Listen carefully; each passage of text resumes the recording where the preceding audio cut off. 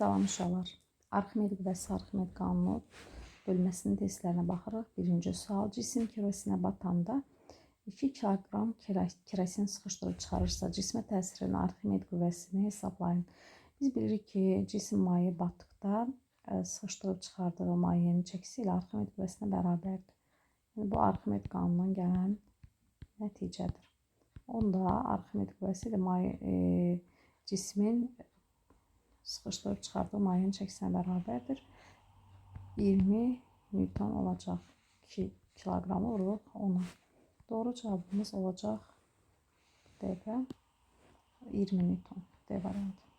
Üçüncü sual. Maye tam batırılmış cismə təsir edən Arximed qüvvəsi hansı failə təyin olunur? Bilirik ki, Arximed qüvvəsinin düsturu Rho maye V cisim J'dir. Tam batarsa bu şəkildə. Müəyyən hissəsi batarsa Rho maye V batan J olacaq. Doğru cavab olacaq B variantı. Beşinci sual. Maye tam batırılmış M kütləli cismin çəkisi hansı failə ilə təyin olunur? Maye cismin çəki düsturu bildiyimiz kimi P0 çıxılsın F Arximeddir. P0'ın da əvəzinə MJ çıxılsın F Arximed yaza bilərik. Doğru cavab olacaq C. 7. sual. Mayələrin sıxlığı hansı cihazla ölçülür? Ariometrlə. A variantı. 9. sual. Bərk cisim bir cins mayəyə tam batırılmışdır. Batma dərinliyi artdıqda ona təsir edən Arximed qüvvəsi necə dəyişər? Deməli, Arximed qüvvəsinin düsturunu bilirik ki, Rho maye V cisim J'dir. Burada demək, cisim maye batıbsa, deyək ki, bu cismimiz olsun. Hər hansı bir cismi götürək. Bu cismə təsirin Arximed qüvvəsi mayenin sıxlığından asılıdır. Deməli, bu cisim mayenin bu dərinliyində bir də var ki, biraz daha aşağıya salırıq. Bu zaman bu cismin olduğu mayenin sıxlığı dəyişməyəcək. Sərbəstləşmə təcili J dəyişməyəcək yer səthində. Və cismin həcmi də əvvəlcə V idi, yenə də həmin həcm burada olacaq. Yəni, bu da dəyişməyəcək. Ona görə də doğru cavab olacaq. Dəyişməz A bəndi. Deməli, Arximed qüvvəsi cismin maye batma dərinliyinin asılı deyil. 11. sual. Arximed qüvvəsi F Arximed bölünsün V cisim J və J ifadəsi ilə hansı fiziki kəmiyyət təyin olunur? F A Arximed qüvvəsi V cisim maye batan hissəsi. Yəni, V batan yazmaq olar buna. J qravitasiya sayəsinin intensivliyidir. Bildiyimiz kimi Arximed qüvvəsinin düsturu Rho maye V batan J. Arximedin əvəzinə qoyduq. Bölünsün V batan J. V batan J'lər ixtisar gedir, qalır mayenin sıxlığı. Doğru cavab olacaq D. 13. F Arximed bölünsün Rho J ifadəsi ilə hansı fiziki kəmiyyət təyin olunur? Yenə də Arximed qüvvəsinin yerinə Rho maye V cisim J qoyandan sonra Rho'lar ixtisar gedir. Mötərizənin içərisində cümlə əlavəsidir. Burada mayenin sıxlığı verilib. J'lər ixtisar gedir. Qalır cismin maye batan hissəsinin həcmi. Yəni, biz bunu V cisim də yaza bilərik, V batan da yaza bilərik. Demək, 12. sualı izah etdim. 12. sualın cavabı olacaq C. 13'ə də baxaq. P üstə gəlinsin. P topla. Rho maye V J. Gəlin görək, nə soruşulur bizdən? Deyir, ifadəsi ilə hansı kəmiyyət, fiziki kəmiyyət təyin olunur? P burada, P. Bu mayedə cismin çəkisidir. Rho mayenin sıxlığıdır. V cismin maye batan hissəsinin həcmidir. J də qravitasiya sayəsinin intensivliyidir. Deməli, biz P mayedə daha doğrusu cismin çəki düsturunu bilirik ki, mayedə çəki P0 çıxılsın F Arximeddir. Və bu ifadə də bildiyimiz kimi Arximedi verir. Onu P mayenin əvəzinə bunu qoyandan sonra üstünə F Arximed gəlsə, Arximedlər sağ olacaq. Qalacaq bizə P0. P0 da cismin vakuumdakı çəkisidir. Doğru cavab olacaq B. 15. Maye batırılmış cismə maye tərəfindən şaquli yuxarı istiqamətə təsir edən qüvvə necə adlanır? Arximed qüvvəsi adlanır. İtələyici qüvvə. 15C. 17. sual. Demək, 17-dən öncə 16-ya da baxaq. Cədvəldə müxtəlif maddələrin sıxlıqları verilmişdir. Hansı maddədən hazırlanmış bütöv cisim civədə üzər? Deməli, civənin sıxlığına baxırıq. Civənin sıxlığı 13600-dür. üzmə şərtlərinə görə bilir ki, demək, sıxlığı, demək, əgər cismin sıxlığı mayenin sıxlığından böyük olarsa batar.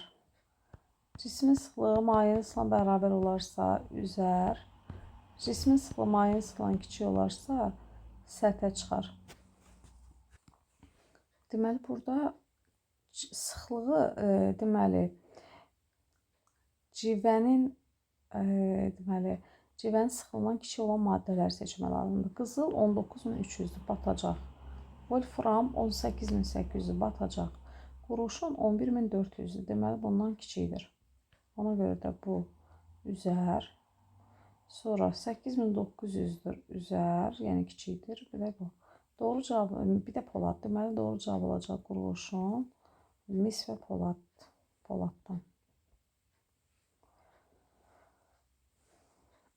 Deməli, davam edirik. 17-ci sual. Suda üzən eyni ölçülü tirciklərin sıxlıqları arasında hansı münasibət doğrudur?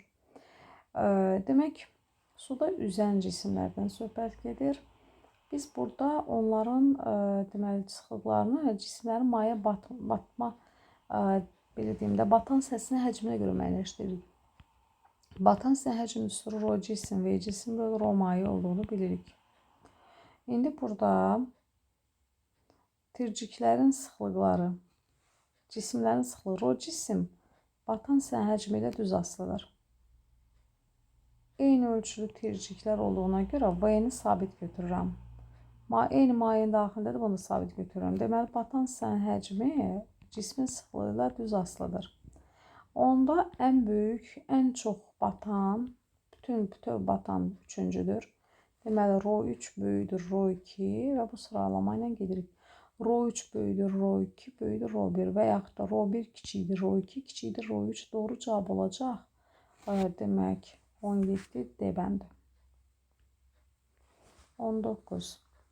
Deyir ki, kütləsi 10 kiloqram olan cisim həcminin 2/1 hissəsinə qədər bataraq suda üzür.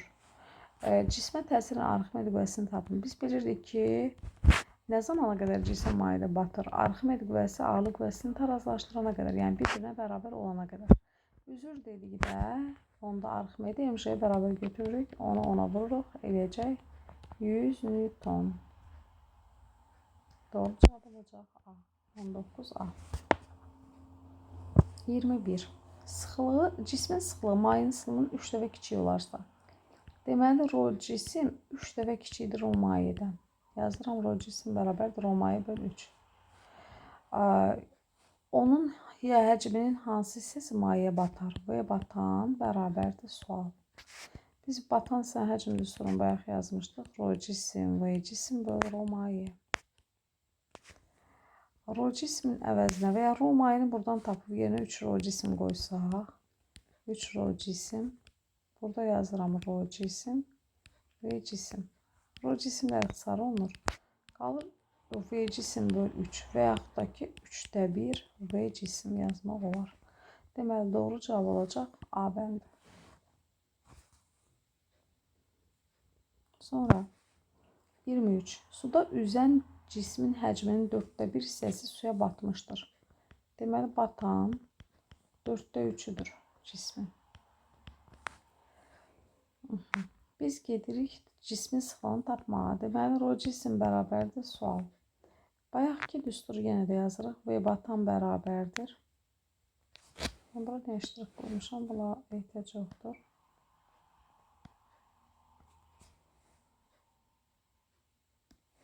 Batan hissənin həcmi düsturu bildiyimiz kimi rho cisim, V cisim bölü rho mayedir. Buradan batan hissənin həcminə yerinə V 4/3 V cisim qoysam, rho cisim, V cisim bölü rho maye kimi bir ifadə alaram. V cisimlə ixtisar olunur. Və nəhayətdə rho cismi tapıram buradan. Olur 3 dənə rho maye bölünsün 4. Və rho cisim bərabərdir. Hesablama aparıram. 3 rho maye, yəni 3000 bölünsün 4. Eləyəcək 750 kiloqram bölü kubmetr. Doğru cavab olacaq D. 23 D. Sonra 25. Oturacağının sahəsi 5 kvadrat desimetr olan silindrik qabdakı suya cisim saldıqda suyun səviyyəsi 2 sm qalxdı. Arximed qüvvəsini hesablamaq lazımdır.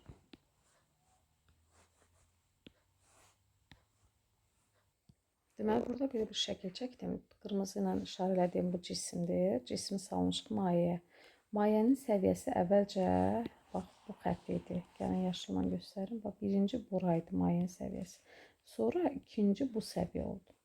İndi məndən soruşulan Arximed qüvvəsi. Bilir ki, Arximed qüvvəsinin düsturu rho maye və cisim J'dir. Mən deməli Arximed qüvvəsini təyin etmək üçün mənə mayenin sıxlığı verilib. 13 qoyacağam. J-ni də verib 10. Amma cismin həcmi yoxdur. Amma mən əlavə olaraq onu bilirəm. Mən bu cismin həcmini təyin etmək üçün bax, bu cismin oturacağının sahəsini onun hündürlüyünə vurmalıyam. Demək, mənə nə cismin hündürlüyü verməyib, nə də onun oturacağının sahəsi verməyib. Amma belə bir qayda bilirəm ki, əgər cisim maye batırsa, o öz həcminə bərabər miqdarda maye sıxışdırıb çıxarır. Bu sıxışdırılıb çıxarılan mayenin həcmi də bu qədərdir. Onda deməli sıxışdırıb çıxarılan mayenin həcmini təyin edə bilərəm. V maye bərabərdir. Mayenin həcmini necə təyin edim? Mayenin qalxdığı səviyyəni bilirəm, 2 sm verilib. H bərabərdir 2 sm. Bir də maye yerləşən qabın oturacağının sahəsi var. Yəni biz bunu da qarşı tərəfə bərabərləşdirə bilərik. Bu da S. Demək, mən burada sıxışdırıb çıxarılan mayenin həcmini tapsam, elə cismin həcmi bərabər götürə bilərəm. SH. Məsələn, buradan deməli cismin həcmi olacaq S vurulsun H. S nə qədərdir? 5 kvadrat desimetrdir. Gəlin kvadrat desimetri kvadrat metrə keçək. 1 kvadrat desimetrimiz, ümumiyyətlə desimetrimiz 10^1 metrdir. Yəni 10^-1 desi belə yadda saxlaya bilərsiniz. 10^1 kvadrat olanda isə həmin ifadənin kvadratı, yəni 10^-1-in kvadratı 10^-2 eləyəcək. Gətirib yerinə qoyuram 10^-2 vurulsun 2 sm-dir metrə keçirəm. Santimetrəydə 10^-2 2 sm 2 10^-2 metr eləyəcək. Yazıram 2 10^-2 metr. Deməli olacaq cismin həcmi 10 vuraq 10^-4 o da edir 10^-3 birbaşa yazdım kub metr. Və gətirib burada yerinə qoyuram. Bunu bir də izah edeyim. O riyazi hissəsini kimə qaranlıq qalıbsa tam başa düşsün. Deməli 5-i 2-yə vurdum 10.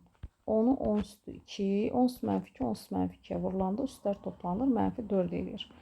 10-u da 10^-4-ə vuranda 10^-3 eləyir. 10^-1, 10^-4 üstlər toplanır, -3 alınır. Deməli, onu da burada gəlib yerinə qoyuram.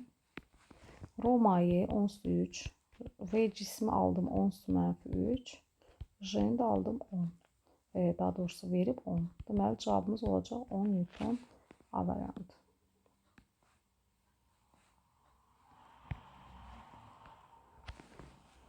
Sonra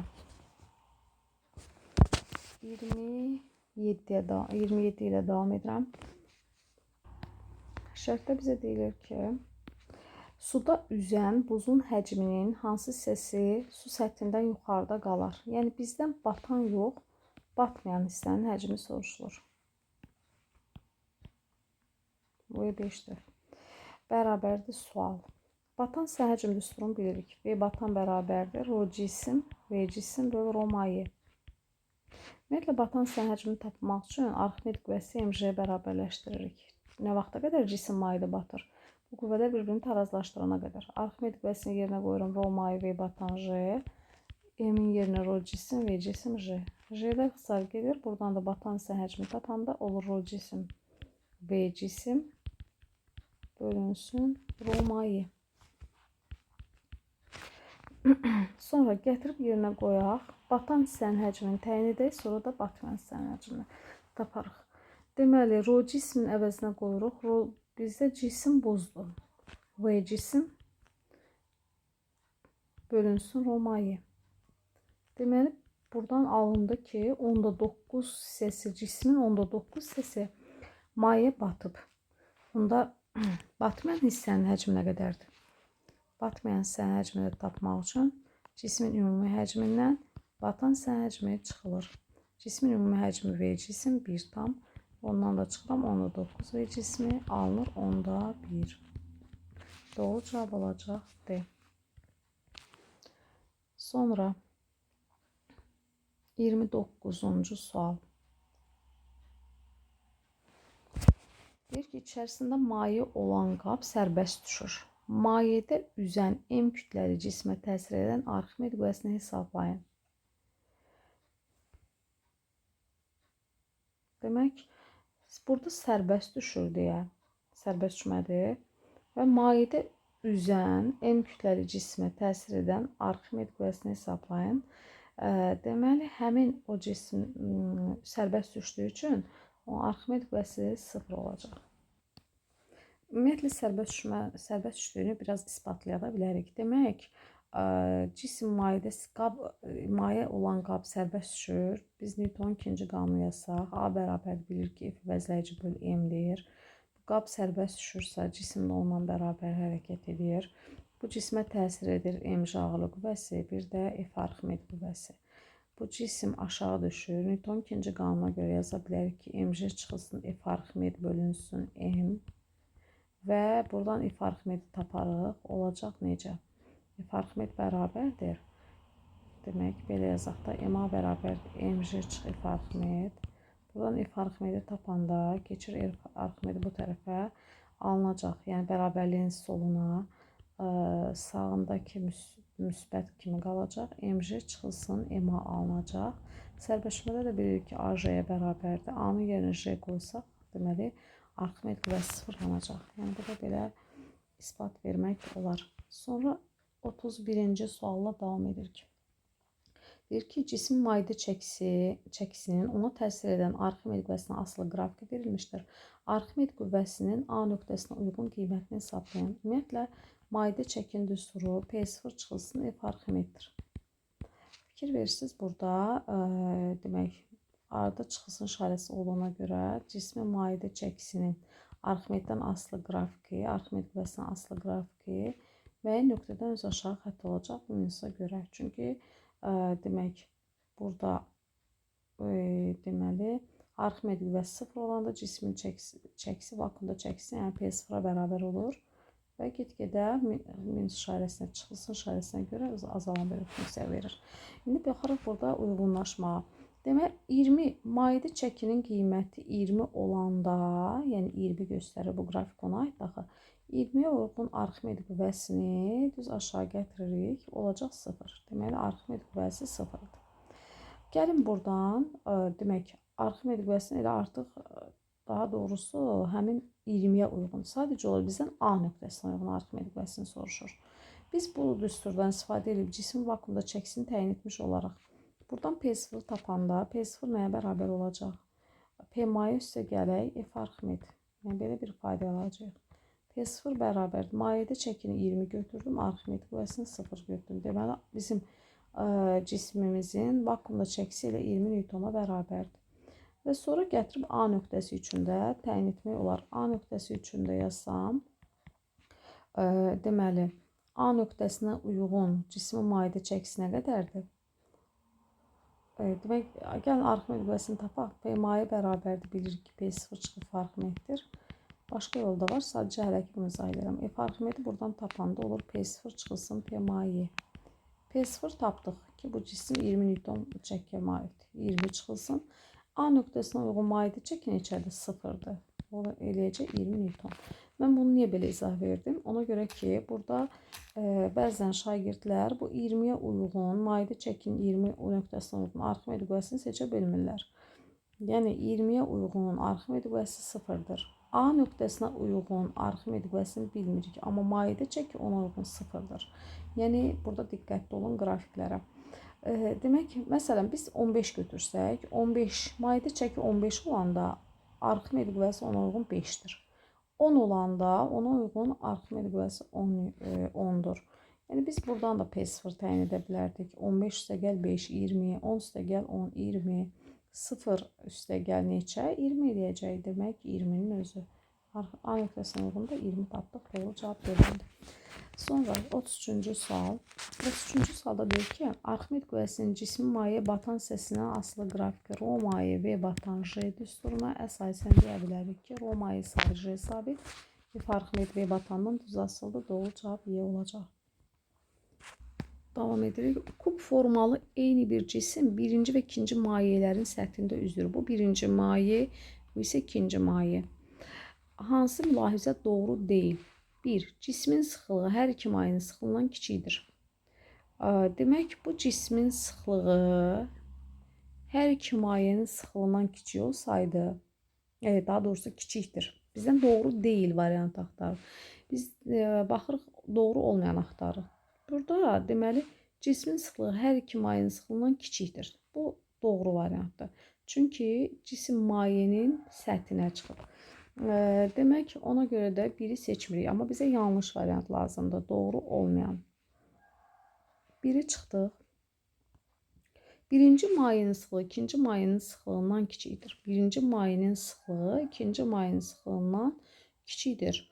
Əgər elə olsaydı, onda birinci cisim daha çox batmış olardı. Deməli, birinci mayenin sıxlığı ikinci mayenin sıxlığından kiçik deyil. Bu yanlışdır. Yanlış axtarır. Doğru deyil. Hər cismə hər iki mayeyə təsir edən Arximed qüvvəsi bərabərdir. Əgər cisim üzürsə, orada həmişə Arximed qüvvəsi ilə eyni cisimdən söhbət getdiyinə görə Arximed qüvvəsi mj-yə bərabər olmalıdır. Eyni cismin kütləsi eyni olur. J-si də eyni olduğuna görə Arximed qüvvələri bərabər olmalıdır. Deməli, bu doğrudur, amma biz yanlış axtarırıq. Ona görə yalnız doğru cavabımız 35-də B olacaq. Sonra 37. Kub formalı eyni bir cisim birinci, ikinci mayenin səthində üzür. Hansı mülahizə yenə doğru deyil. Cismin sıxlığı hər iki mayenin sıxlığından böyükdür. Bu yanlışdır, elə bunu seçirik. Çünki cismin sıxlığı mayenin sıxlığından böyük olsaydı batardı. Hər iki mayedə təsirin Arximed qüvvəsi bərabərdir, amma biz bunu seçmirik. Doğrudur, amma yanlış axtarırıq. Birinci mayenin sıxlığı ikinci mayenin sıxlığından böyükdür. Bu da deməli doğrudur. Ona görə də doğrudur, amma yanlış axtarırıq. Bunu seçmirik. Yəni, mən seçilənlərə plus qoyuram, seçmədiyimə minus qoyuram. Doğru cavab olacaq 37 D bəndi. 39. Diaqramın hansı nöqtə sıxlığı ən böyük olan mayeyə uyğundur? Deməli, Arximed qüvvəsinin düsturunu bilirik. Rho maye V cisim J. Buradan mayenin sıxlığını təyin edirik. Mayenin sıxlığını tapanda deməli olacaq F Arximed bölünsün V cisim J.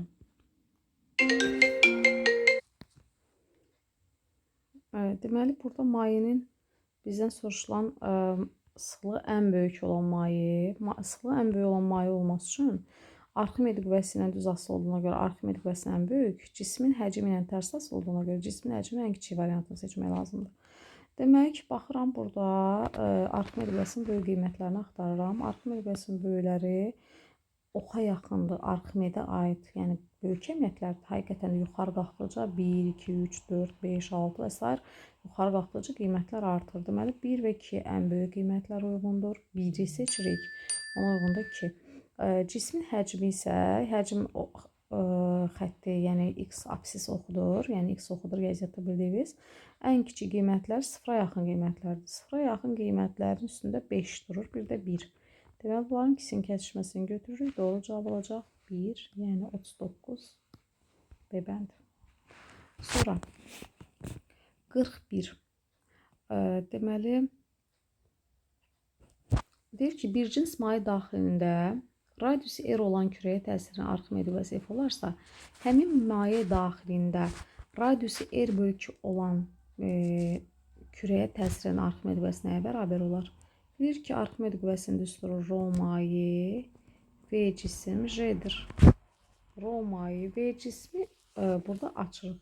Cismin həcmi, cisim kürə formasındadır. Kürənin həcmi 3/4 pi R kubu ifadəsilə təyin olunduğu üçün bu şəkildə. Şimdi sabitləri gəlin dairəyə alaq. Maye eyni maye daxilində 3/4 sabit, pi sabit, J sabit. F Arximed onda belə çıxır ki, radiusun kubu ilə düz asılıdır.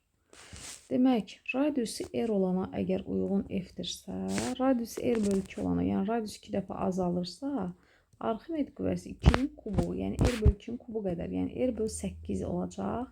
Yəni radius 8 dəfə azalacaqsa, deməli Arximed qüvvəsi 8 dəfə azalır. Doğru cavab olacaq C variantı. Nisbət şəkildə də yazmaq olar, amma belə tapmaq mümkündür.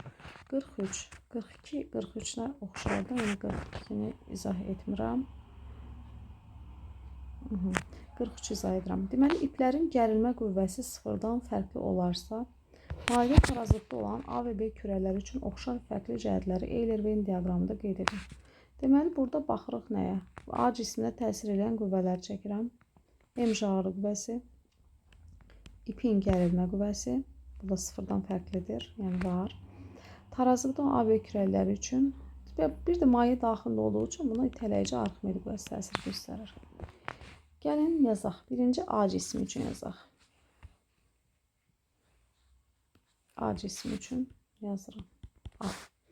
Demək, tarazlıq şərtini yazıram. Bilirik ki, tarazlıq şərtinə görə yuxarı qüvvələr aşağı qüvvə ilə bərabərləşməlidir ki, bu cisim tarazlıqda olsun. Yoxsa, məsələn, deyək ki, aşağı yuxarıdan böyükdür. Onda cisim aşağı hərəkət edir, aşağı dartılır. Yox, yuxarı aşağıdan böyük olarsa, yuxarı qalxar. Ona görə bu tarazlıqdadır. Tarazlıqda olduğu üçün də biz bunları bərabərləşdirməliyik. Yəni, yuxarı qüvvələrlə aşağı qüvvəni. Yuxarıda 3 dənə qüvvədə olsa, 4 qüvvədə olsa, yenə də aşağıya bərabər. Və ya aşağıda 2 qüvvə, yuxarıda 2 qüvvə. Deməli, aşağıdakı 2 qüvvənin cəmi, yuxarıdakı 2 qüvvənin cəminə bərabər olmalıdır. İndi bizdən nə soruşulur? Bir də B cismi üçün yazım mən bunu. B cismi üçün. B cismi üçün gəlin şəkil çəkək. Demək, yenə də Arximed qüvvəsi itələyici qüvvə yuxarı yönələcək. Bu yuxarı qalxan kimi gərilmə qüvvəsi aşağı, MJ aşağı. Gərilmə qüvvəsi itələyici qüvvənin əksinədir. İndi Newtonun ikinci qanunu belə yazıram. F Arximed bərabərdir T topla MJ. İndi görürsünüz aşağıda demək aşağıda 2 qüvvəmiz var. Ona görə aşağıdakı ikisinin cəmi yuxarıdakına bərabər olmalıdır. İndi bizə deyir ki, cavab variantlarını seçin. Əvəzləyici qüvvə, gəlin belə başlayaq, sonra mayələrin sıxlıqlarını müqayisə edərik. Üçüncüdən başlayaq. Təsir edən əvəzləyici qüvvə sıfıra bərabərdir. Tarazlıq sözü olduğuna görə, tarazlıq sözünə görə həmişə tarazlıq dedirsə, əvəzləyici qüvvəni sıfıra bərabərləşdirirsiniz. Deməli, ortaya gedəcək 3. Ortaya 3'ü seçin rahatlıqla. Təsir edən Arximed qüvvəsi ağırlıq qüvvəsindən böyükdür. Hansında Arximed qüvvəsi ağırlıq qüvvəsindən böyükdür? Burada Arximed qüvvəsinə fikir verirsək, T topla MJ'dir. Amma buradan Arximed qüvvəsini tapsaq, A-dan, yəni MJ çıxılsın, T olacaq. Onda hansında F Arximed, B böyükdür, F Arximed A-dan. Ona görə də bu hansına uyğundur? B-də. 4 getdi bura. Sonra, indi deyir, sıxlığı mayenin sıxlığından böyükdür. Hansı cismin sıxlığı mayenin sıxlığından böyükdür? Onu axtarıb tapmaq lazımdır. Necə tapaq biz? Deməli, sıxlığı mayenin sıxlığından böyükdür. Arximed qüvvəsini açaq. Rho maye, V cisim, J üstə gələk. T bərabərdir. Rho cisim, V cisim, J. Bu A cisminə uyğundur. Burada A cismində fikir versəz, cismin sıxlığını tapsaq, mayenin sıxlığı ilə gərilmə qüvvəsinin cəminə bərabər olacaq. B cismində isə mayenin sıxlığını tapsaq, Rho maye, V cisim, J bərabərdir. T üstə gələk. Rho cisim, V cisim, J. İndi mən buradan mayenin cismin sıxlığını hər iki variantdan tapsam, buradan cismin sıxlığı görürsünüz ki, mayenin sıxlığı ilə gərilmənin cəmidir. Və V cismə bölünməsi ilə. Amma burada isə Rho cismi tapsaq, mayenin sıxlığından nə isə çıxmalıyıq. Deməli, onda belə çıxır ki, sıxlıq mayenin sıxlığından böyükdür. Hansı cisim? Deməli, A cismi. Onda 1 gedəcək bura. Əksi isə sıxlığı mayenin sıxlığından kiçikdir variantı isə gedəcək ikinci cismə. İkinci cisim buradadır. B cisminə uyğundur. Ona görə də belə olacaq. Deməli, doğru cavab olacaq Y variantı. 1'ə A'ya 1, A cisminə 1, 1'ə 1, yəni 2'yə 2, 4, 3'ə isə 3. Doğru cavab Y.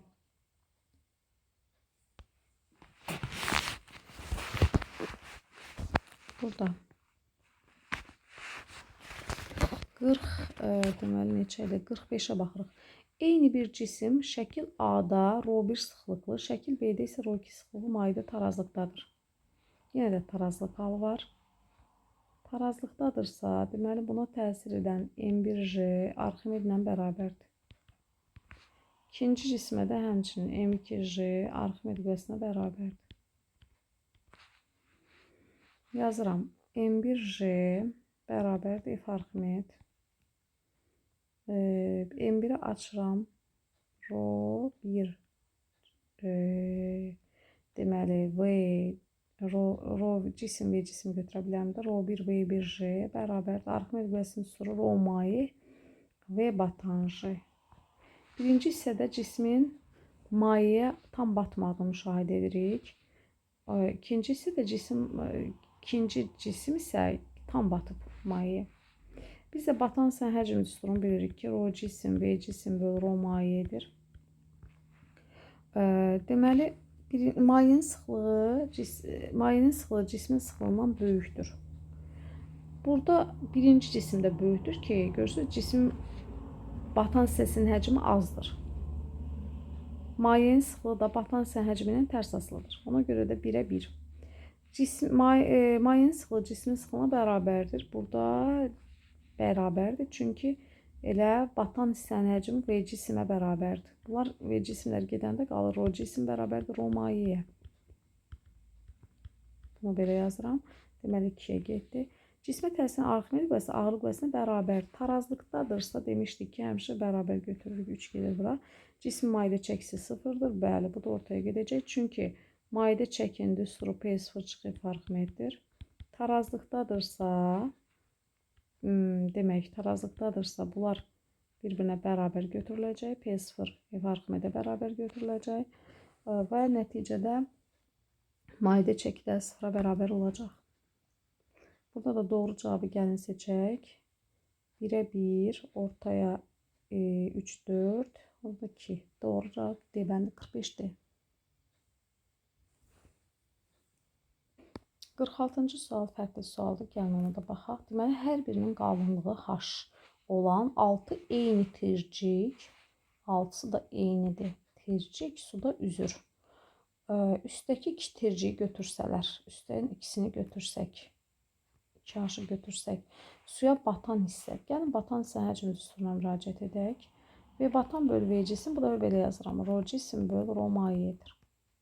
Və yaxud da ki, belə etdə V batan bərabərdir. ρ cisim V cisim bölü ρ maye. Eyni mənadır. Demək, gəlin görək. Biz tirciyin üstdəki 2 tirciyi götürsək, batan hissə həcmi necə dəyişər? Deməli, bizdə hələ ki cismin hansı hissəsi batıb? 1, 2, 3'ü. Yəni 6 dənə tirciyindən, 6 tircikdən 3'ü batıb. Yəni yarısı. Batan hissənin həcmi necə dəyişəcəyini soruşur. Demək, əgər bizim cismimizin sıxlığı və mayenin sıxlığı dəyişməzsə əgər, onda batan hissənin həcmi dəyişməyəcək. Çünki baxın, bunlar yəni bunlar sabit olarsa, onda batan hissənin həcmi də nə edəcək? Sabit qalacaq. Demək, baxırıq burada nə? Onda nə deməkdir bu? Əgər mən üstdən 2 tircik götürsəm, neçə tircik qalacaq bizdə? 4 tircik. 4 tircik qalacaq.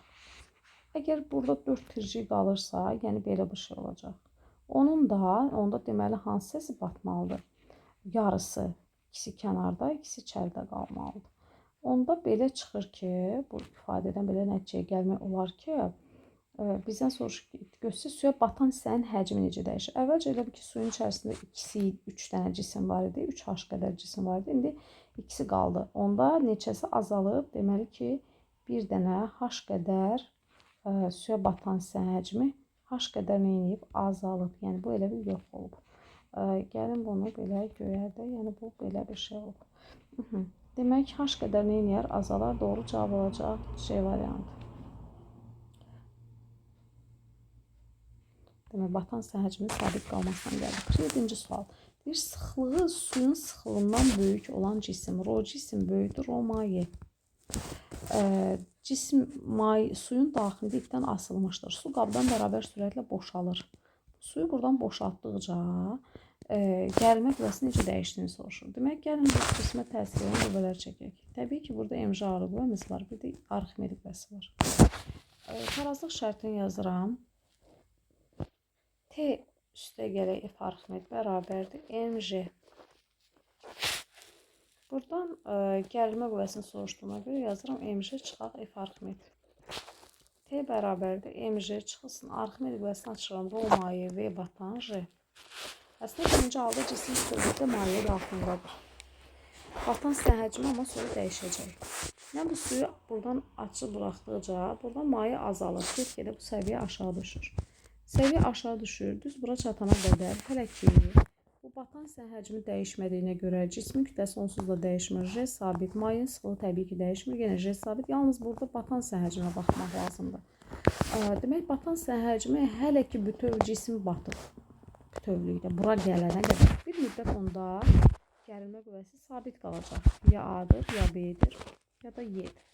Sonra isə get-gedə batan hissə həcmi azalır. Əvvəlcə bu hissə hamısı bütöv batmışdırsa, indi batan hissə yalnız buradan ibarət olacaq. Demək, get-gedə batan hissə həcmi azaldığı üçün ipin gərilmə qüvvəsi nə etməlidir? Artmalıdır. Deməli, artan variant yalnız Y variantında var. Demək, o birisi hissəyə də baxaq. Deməli, su gəldi, axdı, bu hissəyə çatdı. Bu axırına qədər, cismin axırıncı səviyyəsinə qədər çatandan sonra hələ ki Arximed qüvvəsi arta-arta gedir. Başlayın, gərilmə qüvvəsi arta-arta gedir. Batan hissə həcmi azaldığı üçün də Arximed qüvvəsi azalır. Nəhayət su gəlir bura çatanda cisim sudan kənarda qalır. Kənarda qalırsa, təbii ki, artıq bundan bu tərəfə bu ipin gərilmə qüvvəsi yenə də sabit qalacaq. Həqiqətən doğru cavab Y olacaq. 48-ci sual. İçərisində bir-birinə qarışmayan 3 maye olan qaba 0,9 qram bölü kub santimetr olan, yəni sıxlığı 0,9 qram bölü kub santimetr olan kürə atılır. Hansı səviyyədə üzər? Rho civəni 13,6 verib. Bunun sıxlığı 13,6-dır. Suyun sıxlığını 1 verib. Kerosinin sıxlığını 0,8 verib. Cismin sıxlığı 0,9. Bu 0,9 sıxlıqlı cismi kerosin saxlaya bilməyəcək. Kerosini keçir. Amma mayeni keçə bilmir, çünki mayenin sıxlığından sıxlığı kiçikdir. Onda hardasa, deməli, cismimiz demək, bax buralarda qalacaq. Onda doğru cavabımız nə olacaq? B variantı. 49. Cədvəldə müxtəlif mayələrin sıxlıqları göstərilmişdir. Kütləsi 6 kq, həcmi 8 kub desimetr olan cisim mayələrin hansında üzər? Deməli, biz onda cismin yenə sıxlığını tapaq. Rho cisim bilirik ki, M cisim bölünsün, V cisimdə düsturu bilirik. M cismimiz 6-dır, V cismi 8 kub desimetrdir. Bunu çevirmə edirik. Desimetr dedik, onda 1 metrdir. Yəni 8 vuraq 10-1. Amma burada kub desimetr olduğu üçün 10-3. Yazırıq 8 vuraq 10-3. Bu -3 müsbət 3 kimi qalxır yuxarı. Bunu eləyə bilərik həmişə riyaziyyatda. 6 vurulsun 1000, yəni 10-3 bölü 8. 6000-i 8-ə böləndə 6000-i deməli 8-ə böləndə eləyəcək. Doğru cavab 750, üzr istəyirəm, 50. Deməli biz cismin sıxlığını 750 aldıq. 750. İndi bizdən də soruşur ki, hansında üzər? Demək, cismin sıxlığı burada 750-dən cismin sıxlığı 750-dir. Hansında üzər? 710 saxlaya bilməz, batar. 710-da. Deməli, bundan böyüklərdə su və spirt. Burada 700 ilə 710-da batacaq. Amma 1000 ilə 790, 750-dən böyük olduğu üçün su və spirtdə nə edəcək? Cisim üzəcək. Sonra, deməli, baxaq, 50-yə də baxaq. Yaxşı, 50-yə də baxaq. Deməli, belə.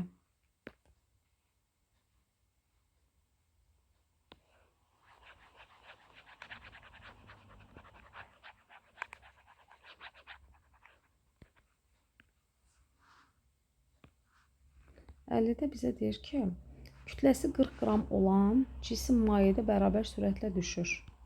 Və bu bizim cismimiz 40 qramlıq cisim. Bərabər sürətlə düşür. Bərabər sürətlidirsə yazıram V sabit. Mayenin müqavimət qüvvəsi Fm 0.2 Newtondur. Cismin sıxlığı mayenin sıxlığı neçə və çoxdur? Rho cisim bölü Rho maye bərabərdir sual. Çətin sual deyil, sadəcə olaraq diqqətlə həll etmək lazımdır. 10 metr bölü saniyənin kvadratı. J-ni verib. Deməli, bu cismə təsir edir mc ağırlıq qüvvəmiz.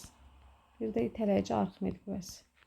Bərabər sürətlə düşdüyü üçün, bir də maye var. Bu maye müqavimət qüvvəsi bəzən nəzərə alınmırdı.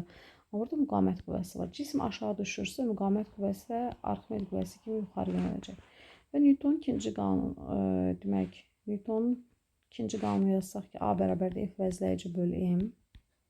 Bərabər sürətli düşdüyünə görə təcil sıfıra bərabər olacaq, əvəzləyici qüvvə onda sıfır olacaq. Əvəzləyici qüvvənin sıfır olması o deməkdir ki, yuxarı yönələn qüvvələr, yəni müqavimət qüvvəsinin, Arximed qüvvəsinin cəmi mc ağırlıq qüvvəsinə bərabərdir. Deməli, biz buradan maye müqavimət qüvvəsini bilirik, 0.2. Arximed qüvvəsinin yerinə qoyuruq Rho maye, V cisim, J bərabərdir mc-yə. Kütlə var 40 qram, qramı kiloqrama keçirik. 1000-ə bölürük, 0,4. Gətirib burada yerinə qoyuram, 0,4 vuraq 10. Deməli, verib bir fayda alıram, 0,2 üstə gələr Rho maye V cisim J. V cisim olmadığına görə və həm də Rho cisim soruşduğuna görə mən V cisimi M cisim bölü Rho cisim kimi yazıram. J bərabərdir, 0,4-ü də 10-a vuranda 0,4-ü 10-a vuranda 0,4 eləyəcək. Buradan isə 0.2 ilə 0.4-ü yığıram bir tərəfə. Olur Rho maye bölü Rho cisim vur mc, M cisim J bərabərdir 0.2-yə. Buradan həm də M cismin kütləmiz var idi, bayaq qeyd eləmişdik. 0 tam bunun yerinə %4 vur 10 qoysam, alınar belə bir fayda. Rho maye bölü Rho cisim vur 0.4 bərabər 0.2-yə. Bu ixtisar gedir, qalır burada 2, burada 1. Deməli, onda Rho maye bölü Rho cisim bərabərdir. Demək, 1 bölünsün 2-yə.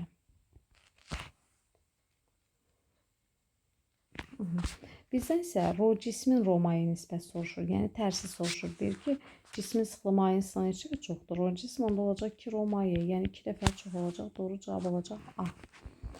50-də doğru cavab A.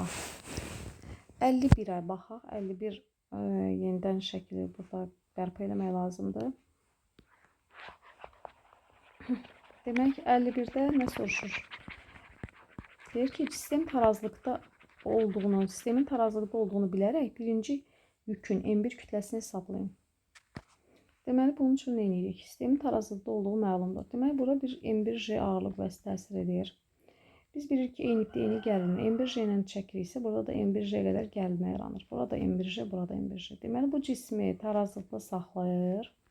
2 dənə M1J, burada M1J olacaq. Burada isə M2J ağırlıq qüvvəsi təsir edir. Bir də maye daxilində olduğu üçün ona bir əlavə olaraq tələyici qüvvə də təsir göstərir.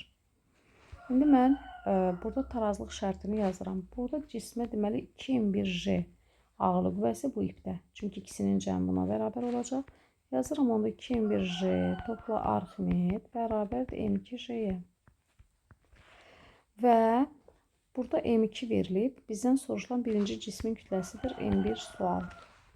2 M1J Arximed qüvvəsini açıram. Rho maye V cisim J bərabərdir M2J-yə. Sadəcə hər tərəfdən J-ni ixtisar edeyim ki, işim asan olsun. 2M1 üstə gələk Rho maye. Baxıram ki, yenə cismin həcmi verilməyib. Ona görə M cisim bölü Rho cisim yazıram bərabərdir M2-yə. İndi mən burada M cisim, 2 dənə M var deyə hansını nəzərə alacağım? Buradakı Arximed qüvvəsi gördüyünüz kimi ikinci cismə təsir edən qüvvədir. Ona görə M2 yazacağım. Demək, məndən M1 soruşulur. 2M1-də tapanda belə bir faydalanacaq. M2 çıxılsın, Rho maye böl Rho cisim vuraq M2. Belə bir nəticədə belə bir fayda alacağım. 2M1 bərabərdir. M2-ni çıxarırıq mötərizə xaricinə. 1 çıxılsın, Rho maye böl Rho cisim olacaq. M1 də tapanda həmin bu ifadə M2, 1 çıxılsın, Rho maye böl Rho cisim bölünsün 2. Belə bir ifadə alacağam. Demək ki, bu düstur sizə hazır kitablarda verilir, amma siz əzbərləməyə, yəni əzbərləməyinizi tövsiyə etmirəm. Çalışın həlli ilə bax belə bir şəkildə alasınız. Demək, M1 bərabər M2 verilib 6. 1 çıxılsın. Romayın rho cismə nisbəti 3də 1 bölünsün 2. 1-dən 3də 1 çıxanda qalacaq 3də 2. 6-nı vururuq 3də 2-yə. M1 burada 20 yoxdur. Nəsə 6 ilə 2-ni ixtisar edirəm, edir 3. 3 çıxılsın 1, cavab olacaq 2 kiloqram. Doğru cavab A bəndi. 53 ilə davam edirik. Sıxlığı 800 kiloqram bölü kub metr olan bir cins kürə qabdakı suyun dibinə salınıb sərbəst buraxılarsa hansı təcillə yuxarı qalxar? Demək, verilənlər yazırıq. Sıxlığı 800 kiloqram bölü kub metr olan bir cins kürə, deməli cismin sıxlığı verilib 800. Demək, belə bir qabdır. Bunun içərisinə salınıb, sonra sərbəst buraxılır. Suyun dibinə sərbəst buraxılır. Bu aşağı düşür sərbəst. Hansı təcillə yuxarı qalxar? A-nı soruşur. Təcil, sual. Rho su maiyəni verib, yəni bizə 1000. J isə 10. Yəni biz burada nə edirik? Cismin təcilini təyin edirik. Newton ikinci qanuna görə bilirik ki, A bərabərdir. Yəni F əvəzləyici böl M-dir. Burada cismə təsir edən Arximed qüvvəsi var, mc ağırlıq qüvvəsi var. Demək, bu yuxarı qalxırsa, demək, onda belə çıxır ki, yuxarı yönələn Arximed qüvvəsi mc-dən böyükdür. Onda Newton ikinci qanunu belə yazırıq. Sonra, demək, təcil suyu müqamət nəzərə alınmadığı üçün F-ni nəzərə almadım, yazmadım. A bərabərdir. Arximedi açıram. Rho mayi V cisim J çıxaq. Rho cisim V cisim J bölünsün M. Demək, A bərabərdir. Ortaq vuruq V cisim J-ni çıxardırıq. Amma burada V cisimi yenə də olmadığı üçün V cismin əvəzinə M cisim böl rho cisim qoyaq. Heç bunu açmağa ehtiyac yox idi. Bu MC, bunu saxlayaram sonra. Demək ki, rho mayi yerinə rho mayi V cismin əvəzinə yazıram M cisim böl rho cisim J çıxılsın M cisim J bölünsün M. Buradan ortaq vuruq MJ hasilini çıxardıram. Olur rho mayi böl rho cisim çıxılsın 1 bölünsün M. M-lər xısar gedir. Nəticədə alınır. J 10 qiymətləri qoyuram. Rho mayi 1000. Burada deməli rho mayi yerinə 1000 böl 800 çıxılsın 1 bölünsün heç nə qalmadı. Aha, demək ixtisarlarımızı edirik, sıfırlar gedir. Demək burada ixtisar edəndən sonra qalır 100 böl 8 çıxılsın 10 və bunları da ortaq məxrəcə gətsək 8-də 20 qalacaq. Bu da edəcək 2,5. Doğru cavab olacaq C variantı. 55. Cisim 8 metr böl saniyə kvadrat təcillə mayedə düşərsə, cismin sıxlığı mayenin sıxlığının neçə və çoxdur? Deməli, bizdən soruşulan cismin sıxlığı mayenin sıxlığının nisbətidir. Cismin sıxlığı mayenin sıxlığının neçə və çoxdur deyirsə, bunu demək istəyir. Deməli, cisim təsəvvür edin ki, təcillə düşür. Aşağı düşür. Newton yenə ikinci qanunu yazırıq. A bərabərdir F əvəzləyici böl M. Bu cismə təsir edən qüvvələri çəkirik. Arximed qüvvəsi maye daxilində təbii ki, Arximed qüvvəsi. Arximed. Sonra MC ağırlıq qüvvəsi təsir edir. Maye müqaməti yoxdur, nəzərə alınmır. Newton ikinci qanuna görə cisim aşağı düşdüyü üçün aşağı qüvvə daha böyük olacaq. MC çıxılsın F Arximed bölünsün M olacaq. Və sistemin təcili var 8 bərabərdir. Arximed yenə MC çıxılsın. Arximed qüvvəsinin düzü rho mayi V cisim J'dir. Gördünüz ki, məsələdə cismin həcmi verilməyib. Onda həmişə onu M cisim böl rho cisim kimi yaza bilərsiniz. Bu J bölünsün M. Ortaq vuruq. Deməli, gəlin bunu hələ ki A yazaq. A kimi saxlayaq, sonra sonda qoyarıq yerine. MJ-ni çıxardanda mötərizə xaricdən bayaqki bir ifadə alınacaq. Rho mayi böl rho cisim. belə bir şey alınacaq. Bayaq yuxarı qalxırdı 53-cü sualda. İndi aşağı düşür. Ona görə görürsünüz 1 çıxılsın Roma'ya bölür rho cisim alındı. M-lər qısar gedir və A üçün sonda belə bir düstur. Üzr istəyirəm. J vurulsun 1 çıxılsın Roma'ya böl rho cisim. Roma'ya böl rho cisimi tapsaq və sonra da tərsini götürüb rho cisimi və Roma'yı tapmış olaraq. A'mız var. A'nın yerinə qoyuram 8. J'nin yerinə 10. 1 çıx Roma'yı böl rho cisim. Buradan da 8 ilə 10 ixtisar edirəm 2-yə 4, 5. Alınır 4 böl 5 bərabərdir 1 çıx Roma'yı böl rho cisim. Buradan da Roma'yı böl rho cismi tapanda alınacaq 1 çıx 4-də 5. 1 çıxılsın, daha doğrusu 5-də 4. Roma'yı böl rho cisim alınacaq 5-də 1. İndi bizdən cismin sıxlığı mayın sıxlığı neçə və çox olduğunu soruşur. Onda rho cisim bərabər olacaq 5 Roma'yı. Yəni 5 və çox olacaq. Doğru cavab B. 55. Sonra 57. Sistemin tarazlıqda olduğunu bilərək mayinin və M2 cisminin sıxlıqlarının nisbətini tapın. Deməli, Roma'yı böl yenə rho cisim soruşulur. Demək, cismə təsir edən yeni qüvvələri çəkirsiniz. Bu tərəfdə M1J ağırlıq qüvvəsi təsir edir. Eynik gərilməklə getsək, burada M1J olacaq. Suyun içərisindəki cismə M2J ağırlıq qüvvəsi və əlavə olaraq suyun daxilində olduğuna görə tələyici Arximed qüvvəsi təsir edir. Və tarazlıq şərtini yazırıq. Yazırıq ki, M1J üstə gələ F Arximed bərabərdir M2J-yə. Və buradan demək, M-ləri yığaq bir yerə. Olacaq belə bir şey. M2 J'ni də çıxardıram mötərizə xaricdən çıxar. M2 çıx M1 vuraq J bərabərdir Arximed qüvvəsinə. M2-dən M1 çıxarıq, sonra çıxaram. M2 çıx M1 J bərabərdir. Arximed qüvvəsini düsturu bildiyimiz kimi Roma'yı V cisim J'dir. Yenə də V cisim olmadığına görə M cisim böl rho cisim vur J yazıram. Amma diqqətli oluram ki, burada yenə M1, M2 qarşılaraq bilmirik. M1 yazaq, yoxsa M2 yazaq. Təbii ki, şəkilə baxan kimi görünür ki, burada Arximed qüvvəsi ikinci cismə təsir edən qüvvədir. J'ləri ixtisar edirəm. M2-dən M1 çıxıram, yəni 4 çıx 3 bərabərdir. Roma'yı böl rho cisim vuraq. M2 nə qədər idi? 4. 4-dən 3 çıxdıq 1 bərabərdir. Roma'yı böl rho cisim vur 4. Buna bir x kimi baxsaz, deməli Roma'yı böl rho cisim nisbəti 1-in 4-ə nisbəti kimi olacaq. Doğru cavab olacaq 4-də 1 C.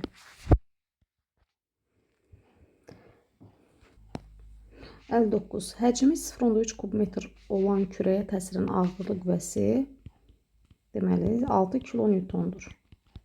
Onu da çeviririk. 6 10 üstü 3 kilo 10 üstü 3 deməkdir. Yəni 1000 deməkdir. Kilonewtondur. Kürə tamamilə suya batırıldıqda onun çəkisi neçə dəfə azalar. Deməli, çəkin neçə dəfə azaldığını soruşursa, P bərabərdir. Sual yazaq, gəlin. Elə yazaq. Demək, bu cisim mayaya batırılır. Çəkisini necə azaldığını müəyyənləşdirmək lazımdır. Bunun üçün nə edirik? Mayada çəki düsturuna müraciət edirik. P0 çıxılsın F Arximed. Yəni, burada əslində P mayə böl P0 da soruşula bilər və ya P0 böl P mayə. Elə də yaza bilərik. Deməli, mayada çəkin düsturu P0 çıxar. F Arximedi açıram. Yenə Roma'yı V cisim J. Bu da cismin həcmi olduğu üçün mən bunu açmadım. P mayə bərabərdir. Ağırlıq qüvvəsi 6 kilonewtondur. Yəni, bu elə P0-a bərabərdir. Ağırlıq qüvvəsi elə cismin çəkisidir. Deməli, yazıram 6000, yəni 6 10 üstü 3. Çıxaq, mayenin sıxlığı 10 üstü 3. Cismin həcmi 0.3, J də 10. Eləcək 6 vura 10 üstü 3, çıxılsın 3 10 üstü 3. Deməli, burada qalacaq 3 10 üstü 3 Newton. İndi bizim əvvəlki cismin çəkisi, əvvəlki çəkisi P0 6 10 üstü 3 idi. İndi isə mayaya salan kimi çəkisi oldu 3 10 üstü 3. Nə qədər azaldı? 6 P0 böl, gəlin bunu elə P0 böl P maya yaza birbaşa burada. P0 böl P maya bərabərdir. 6 10 üstü 3 bölünsün 3 10 üstü 3. 10 üstü 3'lər gedir, qalır 2. Deməli, onda belə çıxır ki, cisim biz mayaya salanda onun çəkisi 2 dəfə azalacaq. 59. Y variantı. 61-ci sual. Sıxlıqları mayın sıxılından kiçik olan 3 eyni həcmli kürə. Deməli, kürənin həcmi sabit götürürük. Qabın dibinə iplə bağlanmışdır. Kürələrin kütlələri M1, M2-dən, M2, M3-dən böyükdürsə, T1, T2, T3'ü soruşur. T3. Demək, bunun üçün yenə də tarazlıq şərtini yazırıq. Sıxlıqları mayın sıxılından kiçik olan 3 eyni həcmli kürə. Bu cismin sıxlığı mayının sıxlığından nədir? Kiçikdir. Deməli, rho cisim kiçikdir rho maye. İndi gəlin bu cismə təsir edən qüvvələr çəkək. Təbii ki, maye daxilində ona görə itələyici Arximed qüvvəsi, ipdə yaranan gərilmə qüvvəsi aşağı, bir də mg ağırlıq qüvvəsi aşağı. Gəlin indi baxaq. T üstə gəl mg tarazlıq şərtinə görə, yəni də aşağıda 2 qüvvə var. Bərabərləşməlidir yuxarıya F Arximed. Bizdən gərilməni soruşduğu üçün buradan T-ni tapırıq. T bərabərdir F Arximed çıxılsın mg olacaq. Burada həcm sabit olduğuna görə Arximed qüvvəsini sabit götürə bilərik. Çünki Arximed qüvvəsinin düsturu rho maye V cisim J'dir. Demək, burada bir dənə V cismin asılılıq qalırdı. Çünki eyni maye daxilindədirlər hamısı. Rho maye sabit, J sabit. Deməli, V cisim də sabit olduğu üçün, eyni həcmdə dediyi üçün, demək, biz Arximed qüvvəsi sabit götürürük. Onda belə çıxır ki, T Arximed qüvvəsi kütlə ilə necə asılıdır? Arada minus işarəsinə görə T ilə kütlə tərs asılıdır. Əgər M1 M2-dən, M2 M3-dən böyüksə, onda T1 kiçik T2 kiçikdir T3 olacaq. Bax, yuxarıda qeyd elədim. T1 kiçikdir T2 kiçikdir T3. Doğru cavabı seçirik. C variantı. Sonra 73. 63 daha doğrusu. 63 deyir. Mayenin səthində üzən cisimlərin sıxlıqları arasında hansı münasibət doğrudur? Cisimlərin sıxlıqları. Rho1 bölünsün. Rho2 bərabərdir sual.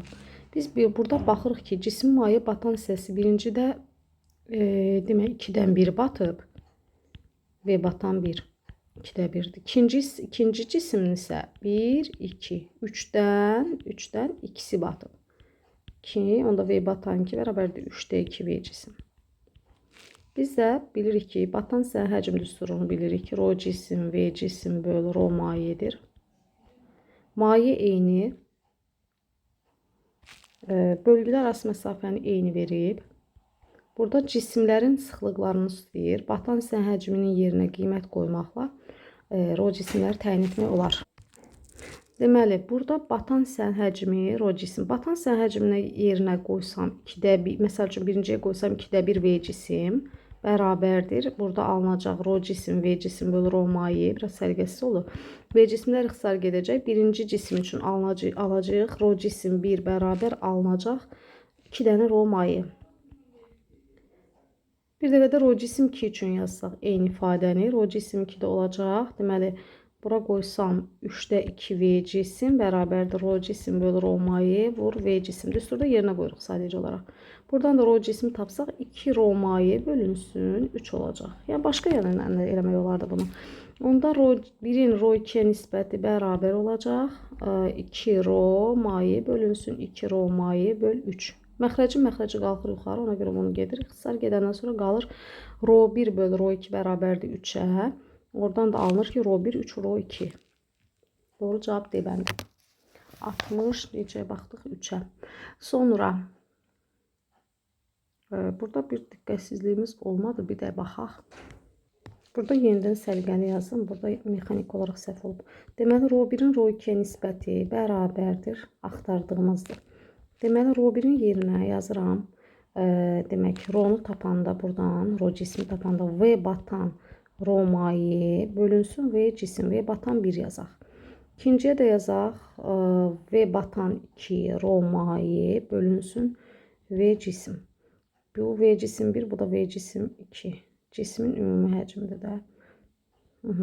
Buradan rho mayedən onsuz da ixtisar gedir. Birinci hissənin batan hissəsini götürsəm, olacaq nə? 2'də 1 V cisim. Bu V cisimlə V cisim ixtisar gedir. Birbaşa yazıram da. Bu V cisim yazıram. V cisim böl V cisim. Bunlar da ixtisar gedir. Sonra V batan 2'nin yerinə isə qoyuram. Hansı ses batıb? 3'dən 2 V cisim böl V cisim. Buradan da V cisimlər gedir. 2'də 1'i 3'də 2'yə bölmək, 2'də 3'ə vurmaq deməkdir. Hə, ona görə 4'də 3 alınır. Deməli, buradan da rho 1 istəyir bizdən. Rho 1 də tapanda 2, 3 rho 2 bölünsün 4. Yəni doğru cavab olacaq. Demək D yox. D yox. Doğru cavab olacaq Y. Y variantı. Sonra 65. Qab sıxlıqları rho1, rho2 olan və bir-birinə qarışmayan qab sıxlıqları rho1 və rho2 olan və bir-birlə qarışmayan mayelərlə doldurulmuşdur. Sıxlığı rho olan cisim şəkildə göstərilən vəziyyətdə tarazlıqdadır. Sıxlıqlar arasında hansı münasibət doğrudur? Göründüyü kimi cisim rho2 mayesini keçib, rho2 mayesində batıb. Ona görə də cismin sıxlığı rho2-dən böyükdür, amma rho1-in daxilində qalıb. Ona görə də rho1 bərabərdir rho-ya, rho1 bərabərdir rho yazırıq və rho2 onlardan kiçikdir. Doğru cavabımız olacaq. Demək D bəndi. Sonra 67. Birləşmiş qablarda bir-birinə qarışmayan 1, 2, 3 mayələrin sıxlıqları arasında hansı münasibət doğrudur? Deməli, biz mayələrin sıxlıqlarını müqayisə etməliyik. Birinci ilə ikincinin sıxlığını müqayisə edirik. Hündürlüyə baxırıq. Bunun hündürlüyünü H1, bunun da hündürlüyünü H2 götürürük. Biz bilirik ki, mayenin sıxlığı hündürlüyü ilə tərs asılıdır. Onda burada hündürlüyü kiçik olan H2'dir. Onda rho2 böyükdür, rho1 olacaq. Şimdi gəlirəm 2 ilə 3'ə baxıram. 2 ilə 3'də isə H3 kiçikdir H2'dən. Deməli, 3'ün sıxlığı daha çoxdur. Onda demək, rho3 də hamısından böyükdür. Rho3 böyükdür, rho2 böyükdür, rho1. Doğru cavab olacaq C variantı. Sonra 69. Deyir ki, cismin vakuum 69, cismin vakuumda çəkisi P0'dır. Sıxlığı cismin sıxlığından 3 dəfə kiçik maye. Deməli, mayenin sıxlığı cismin sıxlığından 3 dəfə kiçikdir. Yazıram, rho cisim bölünsün 3. Cismin mayedə çəkisi soruşulur. Yəni P maye bərabər sual. Bilirik ki, mayedə çəkin düsturu P0 çıxılsın F Arximeddir. P maye bərabərdir. P0 çıxaq. F Arximedin yerinə rho maye V cisimi J qoyuram. V cisimi isə yenə həmişə kimi M cisim bölü rho cisim J yazıram. Buradan P maye bərabərdir. P0 çıxaq. Rho maye. Mayenin yerinə rho cisim bölü 3 qoyaram. M cisim bölü rho cisim J. Demək, rho cisimlər ixtisar gedir. Qalır P maye bərabərdir. P0 çıxaq. 3'də 1 MJ. MJ-ni də demək, biz cismi vakuumda çəkisi yaza bilərik. 3'də 1 P0. 1 P0'dan 3'də 1 P0 çıxanda 3'də 2 P0 qalacaq. Doğru cavab olacaq Y. Sonra 70. 70 də maraqlı sual idi. Görüm, əgər eyni tip sual yoxdursa, onu da yazaq.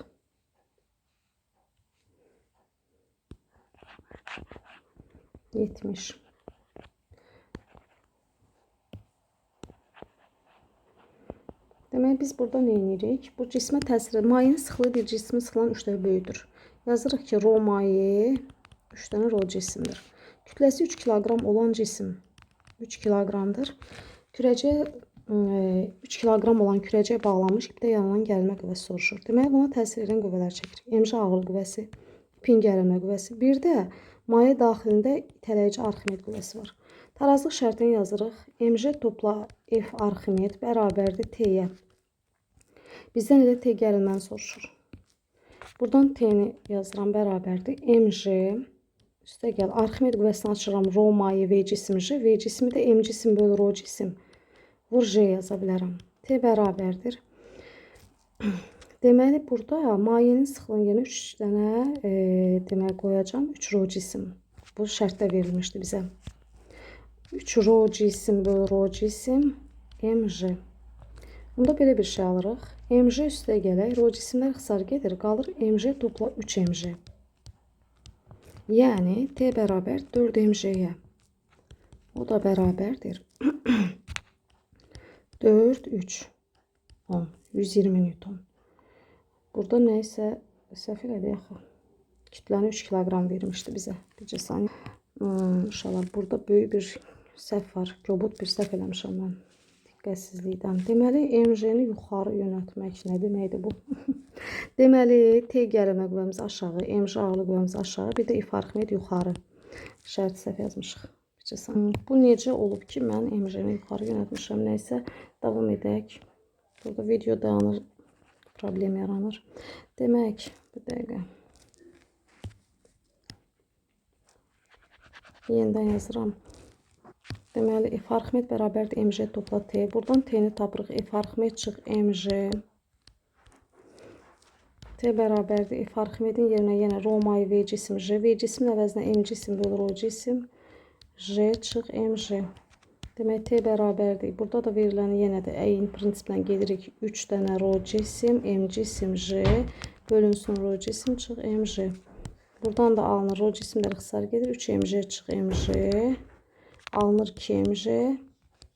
M də verilib. Hər bir şey verilib. 2 vur M3. J 10. 60 Newton eləyəcək. Doğru cavab Y.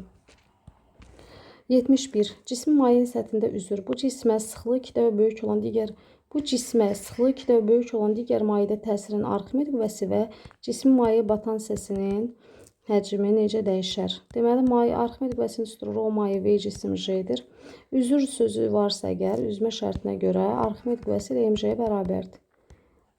Bu cismi götürüb başqa bir mayeye daxil etmişik. Yəni, biz mayenin sıxlığını dəyişmişik əslində. Amma yenə də üzmə üzür deyə, daha doğrusu üzən cismi başqa bir maye daxilinə salsaq, yenə də üzəcək. Çünki MJ-yə bərabər, F Arximed MJ-yə bərabərdir. Cismin kütləsi dəyişmir. Ona görə də Arximed qüvvəsi dəyişməz. Ya B-dir, ya C. Sonra batan hissənin həcm düsturunu bilirik. Rho cisim, V cisim bölü Rho maye. Burada da cismin maye batan hissəsinin həcmini deyirsə, əgər sıxlığı 2 dəfə böyük olan mayenin sıxlığını 2 dəfə artırıramsa, batan hissənin həcmi 2 dəfə azalar. 2 dəfə azalar və dəyişməz 71 B bəndi olacaq. Doğru cavab. 73. Kütlələri eyni və həcmləri V1V, V2, 3V olan cisimlər maye səthində üzürlər. Onlara təsirin Arximed qüvvələri arasında hansı münasibət doğrudur? Deməli, batan hissənin həcmi, biz burada nədən istifadə edirik? Arximed qüvvələrini soruşur. Kütlələri eynidir. Aha, M1 M2-yə bərabərdir. M götürək. Onda birinci cismin kütləsi MJ, daha doğrusu birinci cismə təsirən ağırlıq qüvvəsi MJ, ikinciyə də MJ olacaq və üzmə şərtinə görə də bilirik ki, Arximed MJ-yə bərabərdir. Onda belə çıxır ki, Arximed qüvvələri də bərabərdir. 73 olacaq A bəndi. 75. Sıxlıqları eyni V1V, V2, 3V olan cisimlər maye səthində üzür. Arximed qüvvələri arasında hansı münasibət doğrudur? Deməli, Arximed qüvvəsi bu dəfə MJ-dən istifadə edib tapa bilməyəcəyik. Çünki kütlələri eyni verməyib. Ona görə də Arximed qüvvəsini öz üstuna müraciət edirik. Rho maye V cisim J. Demək ki, sıxlıq eynidirsə, Arximed qüvvəsi belə alınır ki, buradan alınır ki, Arximed qüvvəsi cismin həcmi ilə düz asılıdır. Demək, hansı cismin həcmi çoxdur? İkincinin birincidən 3 dəfə çoxdursa, deməli, ikinciyə təsir edən Arximed qüvvəsi birincidən 3 dəfə çox olacaq. Doğru cavabımız olacaq C. 75 C. Davam edirik. 77. Sıxlığı Rho olan cismin həcminin 3də 1 hissəsi suya batır. V batan bərabərdir 3də 1 V cisim. Rho 1 Rho.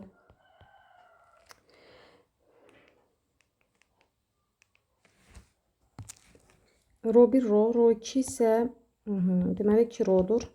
Bu da Rho cisimdən söhbət gedir. Sıxlığı Rho olan cismin həcminin 3də 1 hissəsi batır. Rho 2 Rho olan cismin həcminin hansı hissəsi batar? Deməli, batan hissənin həcmi düstur. Rho cisim, V cisim bölü Rho mayedir. Burada birinci, deməli, baxıram, batan hissənin həcmi cismin sıxlığına necə asıldır? Eyni mayədən söhbət gedir. Deməli, Rho mayeni sabit saxlayıram. Demək, V batanla Rho cisim düz asılıdır. Cismin sıxlığı 2 dəfə artırsa, batan hissənin həcmi də 2 dəfə artacaq. Əvvəl 3də 1 isə 2 dəfə artıb 3də 2 olacaq. Doğru cavab B. Sonra 79, daha doğrusu 78-ə də baxalım. Sıxlığı 10^3 kiloqram bölü kub metr olan mayenin daxilindəki cisim tarazlıqda olarsa onun həcmini hesabla. Deməli, V cisim bərabər sual. Yəni cismə təsir edən qüvvələr çəkək. Deməli, F qüvvəsi ilə bu F dartılır. Burada eyni ipdə eyni gərilmə, buranı da F qəbul edirik. Onda bu cismə 2F qüvvəsi təsir edir. 6 kiloqram olan kütləli cismə deməli aşağı mc ağırlıq qüvvəsi, bir də maye daxilində olduğu üçün Arximed qüvvəsi təsir edir. Cismə təsir edən qüvvələri yazırıq. Tarazlıq şərtinə görə tarazlıqda olarsa sözü var. Deməli, mc bərabərdir F Arximed üstə gəlsin 2F-ə. Bizdən nə soruşulur? Cismin həcmi, o da Arximed qüvvəsinin içərisindən tapılacaq. F-i də 20 Newton verib. Deməli, Arximed qüvvəsini tapaq ki, onun içərisindən cismin həcmini tapaq. F Arximed bərabərdir mc çıxılsın 2F. F Arximed rho maye V cisim J bərabərdir mc. mc-ni tapıram. Mən burada kütlə verilməyib bizə. Demək, onda nə edirəm? mc çıxaq 2F. 2 vuraq. F yazıram mən buna. Rho maye V cismi açıram M cisim J kimi. M cisim, rho cisim belə bir şey alıram. mc çıxılsın 2F. Sonra nə edirik? Mayenin sıxlığı var. Bizdən cismin həcmi soruşulur. M verilib bizdə 6 kiloqramdır. Deməli, onda heç buradan bunu açmaya ehtiyac yox idi. Gəlin belə yazaq. M verildiyi üçün burada 6 kiloqram o verilib də. Deməli yazaq M bərabərdir 6 kiloqram, yəni qarşımızda olsun. Rho mayenin sıxlığı yerinə 10/3 qoyuram. V cismi axtarıram. J-nin yerinə 10 qoyuram. Kütlənin yerinə 6, J-nin yerinə 10, 60. 2 çıxılsın 20. 2 vurulsun 20. Bu eləyəcək 10/4 V cisim bərabərdir 60-dan 40 çıxıram 20. V cismi də tapıram. 20 bölünsün 10/4. O da 2 vuraq 10-3. Yəni 0,2 mində 2 kub metr, yəni doğru cavab A bəndir. 78A. Sonra 79-a qayıdaq, baxaq.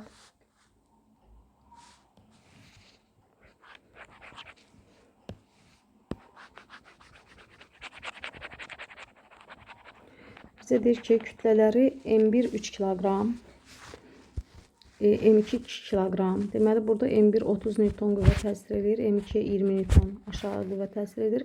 Eyni həcmli və konstant suyun daxilində tarazlıqdadır. Onda belə çıxır ki, Arximed qüvvələri də bunların eynidir. F Arximed, burada F Arximed təsir edir. Hansı ifadələr doğrudur? Birinci cismə təsir edən tələyici qüvvə ikinci cismə təsir edən qüvvədən çoxdur.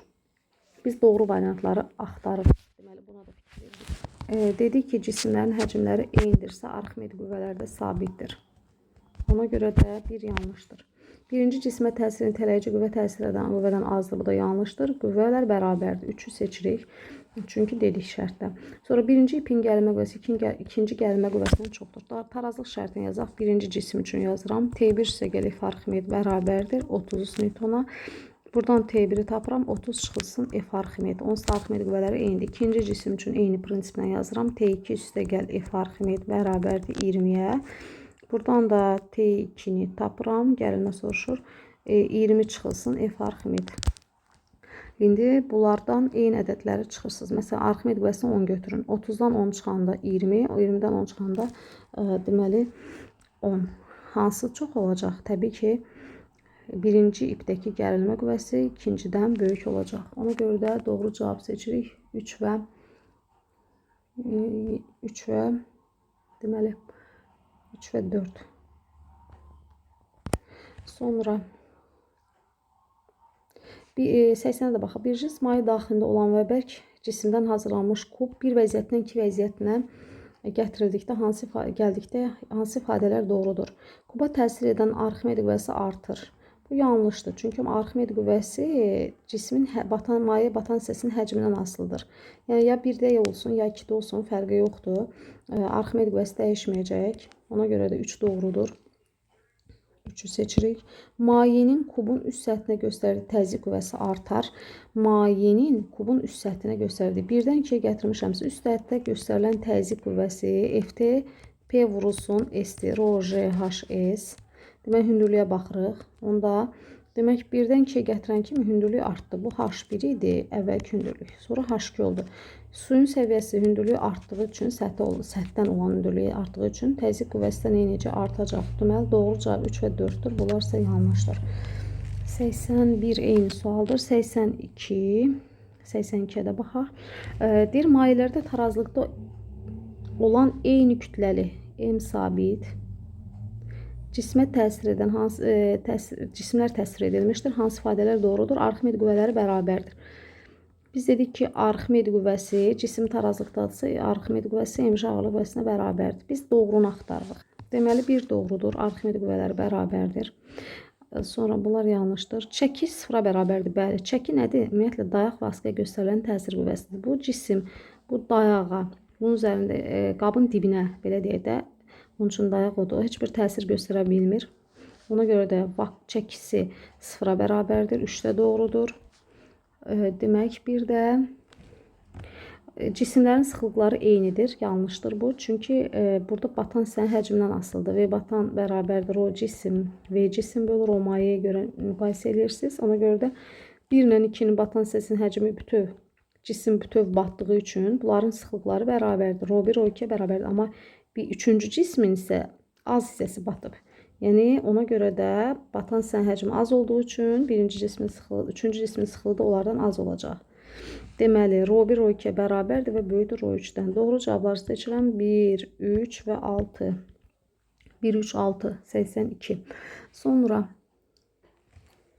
83'ü özünüz yazırsınız. 84. Deyir ki, ipdən asılmış cisim maye daxilində tarazlıqdadır. Yenə də tarazlıq sözünü diqqət yetiririk ki, ağırlıq qüvvəsi, təsir edən ağırlıq qüvvəsi 50 newtondur, aşağıdır. Arximed qüvvəsi, itələyici qüvvə 20 newtondur. İpin gərilmə qüvvəsi, yəni T bərabərdir sual.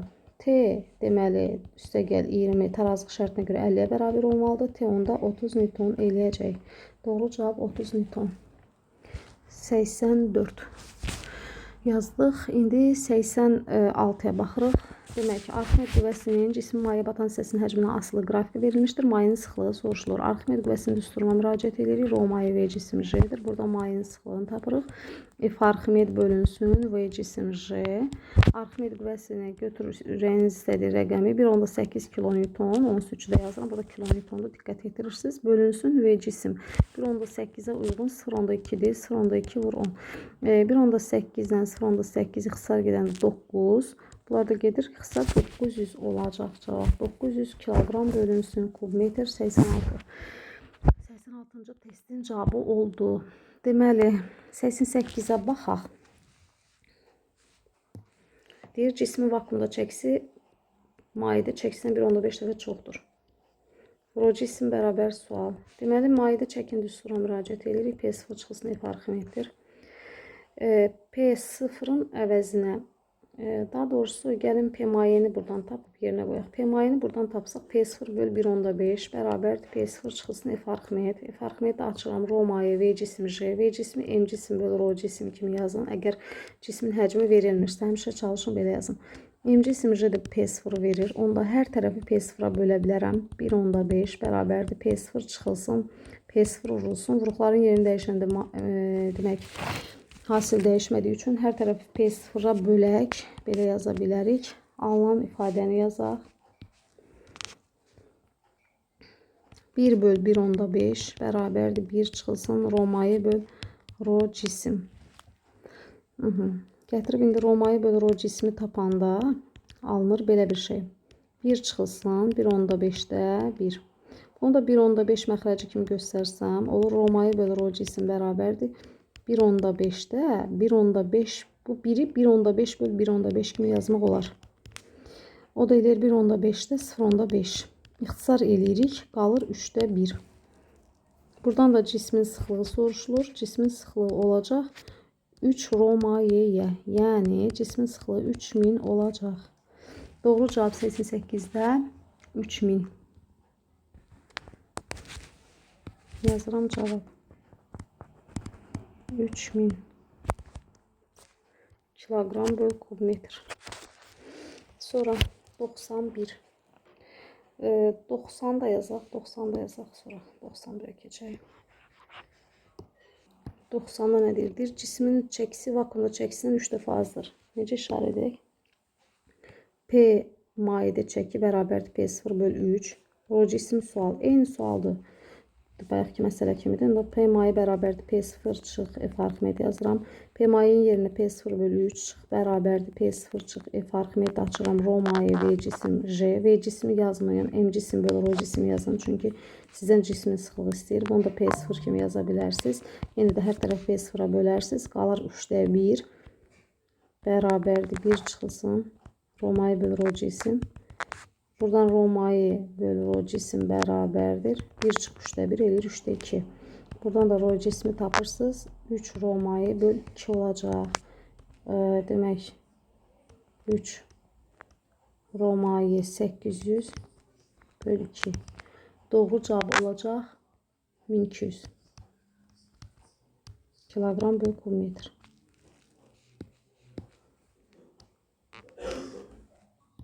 İpin gərilmə qüvvəsi 1.5 kilogram kütləli kürəyə daha doğrusu bir dəqiqə tələsik oxuyuram. İpin T gərilmə qüvvəsi 1.5 kilogram kütləli kürəyə təsir edən ağırlıq qüvvəsindən 3 dəfə kiçikdir. Yəni gərilmə qüvvəsi ağırlıq qüvvəsindən 3 dəfə kiçikdir. Yəni 15 bölünsün 3, yəni T gərilmə qüvvəsi 5 Newtondur. Çünki 1.5 kilogram kütləli cismə 15 Newton qüvvə təsir edir. Gərilməni tapdıq. Ağırlıq qüvvəmiz də bilirik ki 15 Newtondur. Bizdən soruşur Arximed qüvvəsi sual. Təsir edən qüvvələri çəkirik yenə şəkildə. Bir aşağı T gərilmə, MJ ağırlıq qüvvəsi həmişə kimi aşağı, bir də Arximed qüvvəsi yuxarı. Deməli Arximed qüvvəsi onda belə çıxır ki, T ilə MJ-nin cəmi olmalıdır. Arximed qüvvəsi 15 üstə gəl 5, 20 Newtona bərabər olar. Yəni 91 olacaq, cavab 20 Newton. 93 yoxsa 92'yə bir də baxaq.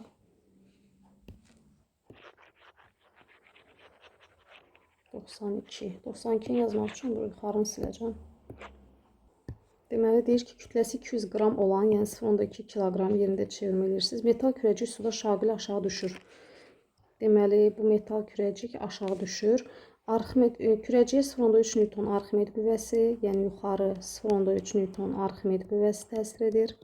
Sonra 0.2 Newton maye müqavimət qüvvəsi. Deməli müqavimət qüvvəsinin istiqamətini tapmaq üçün cismin hansı istiqamətdə hərəkətinə baxırsınız. Aşağı düşürsə müqavimət qüvvəsi yuxarıdır. Müqavimət qüvvəsi nə qədərdir? 0.2 Newtondur. Kürəciyin təcilini soruşur. Bir də MJ ağırlıq qüvvəmiz var. MJ ağırlıq qüvvəsində 0.2 kilogramsa 2 Newton eləyəcək MJ-dən. Demək kürəcik aşağı düşdüyü üçün Newton ikinci qanunu yenə yazırıq. A bərabərdir. Bildiyimiz kimi bu A'dır. Əvəzləyici böl M'dir. Deməli əvəzləyici qüvvəni tapmalıyıq burada. Cism aşağı düşdüyünə görə aşağı qüvvə çoxdur. Yəni 2-dən çıxıram yuxarı qüvvələrin cəmini. Belə yazaq da MJ çıxılsın F Arximed üstə gəlsin F müqavimət. Bölünsün M. Vəssalam, məsələ həll olunur demək olar ki. MJ2 çıxaq bunların cəmi 0.3 isə 0.2, 0.5 birbaşa yazıram. Bölünsün bizdə cismin kütləsi nə qədərdir? 0.2. 2-dən 0.5 çıxanda nə qalacaq? Qalır 1.5 bölü 0.2. O da 15 bölü 2, 7,5. 92 doğru cavab olacaq 7,5 metr bölü saniyənin kvadratı. Belə. Gəldik 93 eyni tipdədirsə yazmırıq. 94'ə baxaq. 94'də deyir ki, müəyyən kütləli dəmir cismi suyun daxilində müəyyən hündürlüyə bərabər sürətlə qaldırmalıyıq. Qaldırmaq üçün tətbiq olunan dartı qüvvəsinin işindən söhbət gedir. Arximed qüvvəsinin işindən yox deyir ki, dartı qüvvəsinin işi Arximed qüvvəsinin işindən necə çoxdur. A dartı bölünsün A Arximed bərabərdir sual. Deməli biz hər iki qüvvəni ayrıqda bilməliyik və onların işlərini tapmalıyıq. Deməli 94'ün şərtini bilmirəm bir dəfə oxuyum, videonu dayandırmışdım. Müəyyən kütləli dəmir cismi suyun daxilində müəyyən hündürlüyə bərabər sürətlə qaldırmaq üçün tətbiq olunan dartı qüvvəsinin işi Arximed qüvvəsinin işinə nisbəti. Deməli oxumuşdum. A dartının deməli A Arximedə nisbətini soruşur bizdən. Demək bu cismə təsir edən qüvvələri yenə çəkirik. MJ ağırlıq qüvvəmiz, Arximed qüvvəmiz və bir də cismi mayedə qaldıran dartı qüvvəmiz.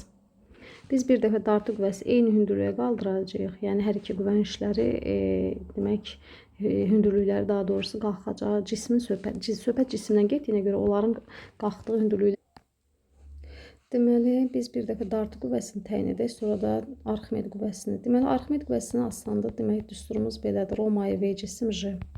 Cismin həcmini verməyib, elə sabit saxlayıram. Deməli, Roma'yı yerinə qoyuram 1000. 1000 V cisim J. Dartı qüvvəsini necə təyin edirəm? Tarazlıq şərtindən F dartı üstə gəlib F Arximed bərabərdir MJ-yə. Buradan dartı qüvvəsini tapıram. MJ çıxaq F Arximedə. MJ rho cisim V cisim J-dir. J çıxaq Roma'yı V cisim J. Onsuz da nisbət soruşduğu üçün V cisimə bizə ehtiyac olmayacaq. Nə də J-yə. Deməli, rho cisim yazıram V cisim J. Rho cisim çıx Roma'yı kimi yazıram bunu. Sonra bunların işlərini yazıram. Daha doğrusu qoyaq qiymətlərini. V cisim J vurulsun. Rho cisim nə qədərdir? 8000 çıxaq 1000. Eləyəcək dartı qüvvəsi 7000 V cisim J. İndi bunların işləri A dartı böl A Arximed bərabərdir. F dartı vur H bölünsün A F Arximed vur H. H-lar xısar gedəcək, qalacaq. Demək 7000 V cisim J bölünsün Arximeddə bayaq tapmışdıq 1000 V cisim J. Məsələn, bunlar da xısar gedəndən sonra cavab 7. Burada 95-ci suala da baxırıq. Onu da buranı mən siləcəm. Deməli, 95-ci sualı oxuyaq şərtini. Nə deyir bizə məsələdə? Deyir ki, bizə göldə tili 0,1 kub metr, daha doğrusu tili 0,1 metr olan, çəkisi nəzərə alınmayan kubun daxilində M bərabərdir 2 kiloqram kütləli cisim var. Kublar bir-birinə uzunluğu L bərabər A olan, yəni o da 0,1 olacağında. Demək, iplə bağlanmışdır və göstərildiyi kimi tam bataraq tarazlıqdadır. Onları bərabər sürətlə qaldırmaq üçün və konstant sürətlə qaldırmaq üçün bərabər sürətlə sudan tamamilə çıxardıqda yekun Arximed qüvvəsinin işini soruşur.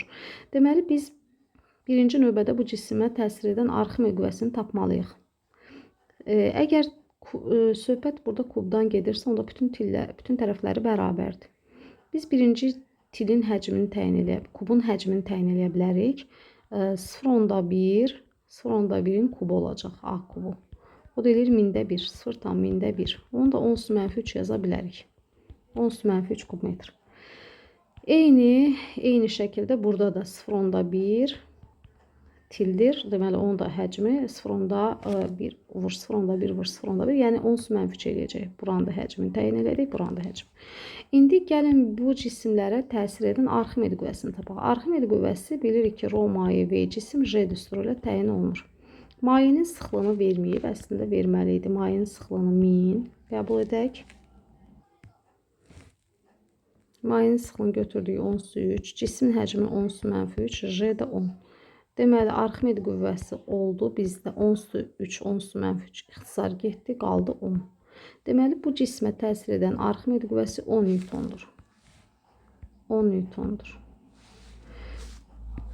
Onda bu cismə təsir edən Arximed qüvvəsi 10 Newton olacaq. Bu kubları çıxarmaq lazımdır. Deməli, bunların ikisinə birlikdə 20 Newton Arximed qüvvəsi təsir edir. Demək, belə çıxır ki, Arximed qüvvəmiz əvvəlcə 20 Newtona bərabər idi. Bizdən soruşur ki, Arximed qüvvəsinin işini hesablayın.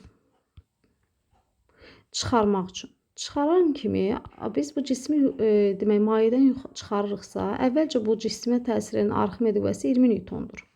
Mən bu cismi sudan çıxardıqca cismin mayedə olan hissəsinin həcmi azalır. Həcm azaldıqca Arximed qüvvəsi neyəcək? Azalacaq. Həcmin azalması ilə Arximed qüvvəsi azalacaq. Sonra cisim tamamilə sudan çıxmazdan öncə, yəni birinci cisim elə təsəvvür edin ki, sudan çıxdı. İkinci cisim də haradasa buralardadır. Cisim gəlib bu vəziyyətə çatandan sonra bir müddət Arximed qüvvəmiz dəyişməyəcək. Çünki artıq bu çıxdı və qaldı bizdə aşağıda 10 Newtonluq bu cisim. 10 Newtonluq bu cisim. Sonra həmin bu 10 Newton, demək 10 Newtonun özü də bir müddətdən sonra deməli cismə təsir edən Arximed qüvvəsi 10 Newtona bərabər olacaq. Buradan H qəbul edirik. 10 Newtona qədər Arximed qüvvəsi azaldı. Sonra bu ikinci cisim suyun səthinə çıxana qədər bir müddət sabit qalacaq. Bir də ki, mən bu cismi buradan çıxaranda, demək ki, burada yer dəyişmə. Bu cismi buradan çıxaran zaman mən buradan 0,1 metr məsafə getmiş olaram. 0,1 h hündürlüyə uyğundur. Ondan sonra demək ki, növbəti hissədə bu da çıxdı. Bu hissədə çıxandan sonra bura olacaq 0,2. H 0,2 olanda. Ondan sonra yenə də cisim sudan çıxarmada davam edir və bu ikinci hissə, yəni bu da cisim də sudan çıxdıqdan sonra Arximed qüvvəsi düşür sıfıra. Və bunun üçün cismin getdiyi yol məsafə nə qədər olur? 0,1, 0,1. Bu da çıxdı, bu hündürlükdə çıxdı, olacaq 0,3. Və mən bu qrafikin altında qalan ştrixlənmiş fiqurun sahəsini tapmaqla Arximed qüvvəsinin işini tapmış olaram. Bilirik ki, iş ştrixlənmiş fiqurun sahəsidir. Ayrı-ayrıqda tapıb toplayırıq. Deməli, burada fiqurların sahələrini tapırıq və işləri də toplayırıq. A bərabər olacaq. A1 topla A2 topla A3-ə. Birinci hissəni tapaq. Oturacaqların cəminin yarısı ilə hündürlüyü asilinə 20 topla. Böyük oturacaq 20, kiçik oturacaq 10 bölü 2 vurulsun 0,1. A1. A1 eləyəcək 30, 15, 15, 1,5 joule.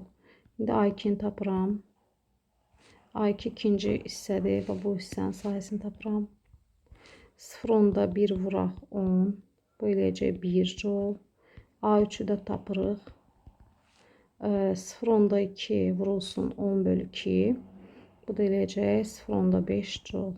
Məsələn, bunlar toplayanda da olacaq A bərabərdir 3 joule. Burada 2 kiloqram kütləli cismə mc ağırlıq qüvvəsi təsir edir, o aşağıdır.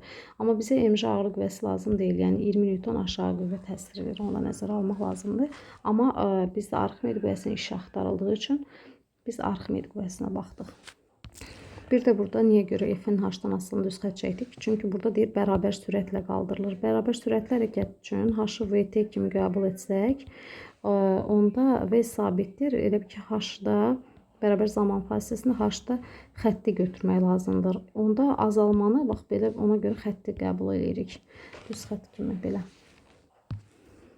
96-cı sualda deyir, gövdə tili 0,1 metr olan çəkisi nəzərə alınmayan kublardan birinin daxilində n bərabərdir 2 kiloqram kütləli cisim var.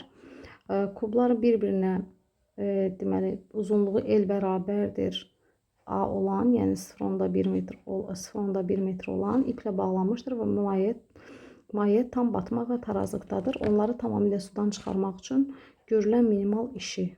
Deməli, suyun da müqaviməti nəzərə alınmır. Mən elə bir dartı qüvvəsinin işini sanki tapıram. Burada görüldüyü kimi bu cismə 20 Newtonluq ağırlıq qüvvəsi aşağı təsir edir. Bax, bu cismə təsir edən Arximed. Bunların kubların çəkisi nəzərə alınmadığına görə nəzərə almıram. Deməli, burada dartı qüvvəsinin işini soruşur bizdən. Bizdə başlanğıc anda dartı qüvvəsi yoxdur. Sıfırdan başlayacaq. Dartı qüvvəsi Arximedlə cəmi, yəni Arximed də itələyici qüvvədir yuxarı, F Arximedin cəmi mc-yə bərabərdir. Dartı qüvvəsini tapanda mc çıxılsın F Arximed. Deməli, burada tutaq ki, birinci cismi çıxardıq. Birinci cismi çıxarırıqsa, dartı qüvvəsi get-gedə neynəyəcək? Artacaq. Çünki Arximed qüvvəsi azalır. Cismin maye batan hissəsinin həcmi azalır. Əvvəlcə bu qədər həcm batırdı bütöv, sonra isə yalnız indi bu hissə batacaq. Deməli, dartı qüvvəsi get-gedə artacaq və cismi biri çıxandan sonra dartı qüvvəsi yalnız 20 çıxılsın, onun Arximed qüvvəsini çıxanda 10 Newtona bərabər olacaq. Sonra ip gəlib bu cismə çatana qədər dartı qüvvəsi sabit qalacaq. Buranı 0,1 yazaq. Ondan sonra bir müddət sabit qalacaq. Yenidən ikinci cisimdə sudan çıxandan sonra Arximed qüvvəsi yenidən başlayacaq artmağa. Və nəhayətdə elə 20 Newtona bərabər olacaq. 0,2 buranı da götürəcəm. Yenə bayaqki məsələ kimi 0,3. Sonra yenə ştrixlənmiş fiqurun sayəsini taparaq məsələni həll edirsiniz. Bu hissələri ştrixləyib, fiqurların sahələrini tapıb minimal işi təyin edirsiniz. Bu işlərin cəmi olacaq. A1, A2 topla A3. Yəni bura A1, A2, A3.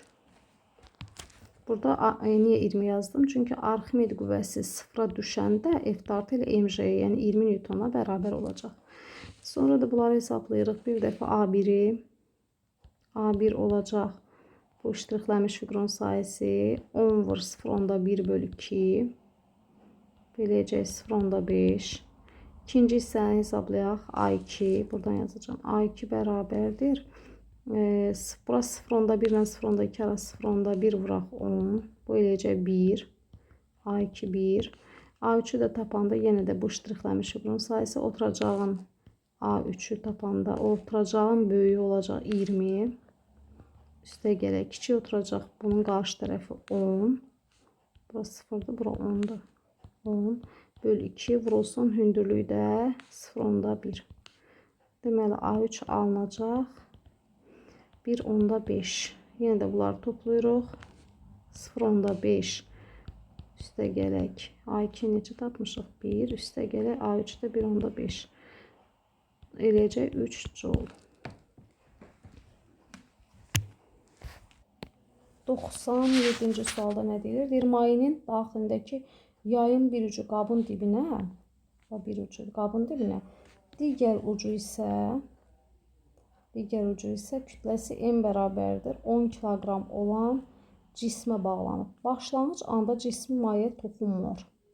Deməli, başlanğıc anda cisim elə bir mayədən kənardadır. Arximed qüvvəsi başlanğıc anda, deməli, cisim maye toxunmadığı üçün yoxdur. Deyir, qaba maye əlavə edilir və cisim mayədə tam batdıqda yay deformasiya etməmiş halda olur. Yayın sərtliyi verilib 2 kN/m olduğunu bilərək cismi maye tam batana kimi Arximed qüvvəsinin işi soruşulur. A indeksli Arximed bərabərdir sual. Deməli, biz verilənləri qeyd edirik. Bax, bu cismə təsir edir. Əvvəlcə suyun daxilində olmadığı üçün MJ ağırlıq qüvvəsi. Bir də yay bu MJ-nin hesabına sıxılır. Deformasiya uğrayır KX. K delta L də yaza bilərik KX. Deməli, birinci yazırıq ki, MJ bərabərdir KX-dən. Bu cismin sıxılmasını təyin edirik. X bərabərdir MJ bölü K. Və tapırıq ki, burada M nə qədər idi? Kütləmiz 10, 10. K da 2 kN/m, 2 onsuz 3 yazırıq. 12'ye 5, 13'den bu gelir, qalır 0,5 metr. Biz bu cismin sıxılmasını təyin etdik.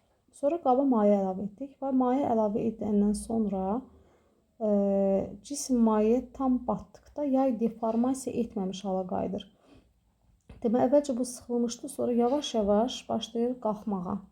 Belə bir cisim mayenin daxilində olur artıq. Elə bir cisim mayenin daxilində olur artıq. Onda deformasiya etməmiş hala qayıdırsa, deməli bu x qədər yuxarı qalxır. Həmin nə qədər sıxılıbsa, həmin qədər yuxarı qalxır. Onda biz nəyi təyin edə bilərik burada? Burada yaza bilərik ki, MJ bərabərdir. Deməli, burada bir Arximed qüvvəsi də meydana çıxdığı üçün MJ əslində KX də gəlsin F Arximedə bərabər olur. Amma cisim maye tam batandan sonra deformasiya olmamış hala qayıdırsa, deməli, burada elastik qüvvəsi 0 götürüb MJ-ni F Arximede bərabərləşdirə bilərik. Və biz görürük ki, cisim maye daxil olduqca Arximed qüvvəsinin qiyməti X-dən asılı olaraq artır. Çünki demək dəyişir də. Çünki cisim tədricən mayenin daxilinə düşür, belə deyək. Və deməli, bu cisim yavaş-yavaş yuxarı qalxdıqca biz buradan hündürlüyü də qəbul edə bilərik, X də yaza bilərik. Yəni, cisim, demək, həmin o 0,5 metr yer dəyişdikdən sonra, belə deyək də, 0,5 metr 0,5 metrə çatanda artıq demək cisim maye tam batanda Arximed qüvvəsi, elastik qüvvəsi sıfırlanır və Arximed qüvvəsi ilə MJ-yə bərabər olur. Və biz də F Arximedin işini tapırıqsa, ştrixlənmiş figurun sayısını təyin edəcəyik buradan. Yəni, bu figurun sayısı. Deməli, A Arximed bərabər olacaq. S figur, o da bərabərdir. MJ, MJ-miz nə qədərdir? 100 vurulsun 0,5 bölünsün 2. A Arximед bərabərdir. Bunlar da ixtisar gedəcək. 5 bölü 2, 2 onda 5 jol. 98-ci suala da baxaq. Biraz fərqlidir. Deməli, mayenin daxilindəki yayın bir ucu qabın dibinə, digər ucu isə kütləsi 10 kiloqram olan kütləli deməli cismə bağlanmışdır. Başlanğıc anda cisim mayaya yenə toxunmur. Deməli, mj bərabərdir kx-dir. Başlanğıc anda buradan x yenə tapaq. mj böl k. Həmin hesablamalardır. 100 bölünsün 2 10 üstümə müsbət 3. X bərabər olacaq 0,5-ə. Bunun yəni sıxılmasını təyin etdik. Sonra deyir ki, başlanğıc anda maye toxunmur. Buna baxdıq. Qaba maye əlavə edilir və cisim maye tam batdıqda deformasiya etməmiş hala qayıdır. Deməli, tam batanda yenə də Arximed üstə gələk deməli yox.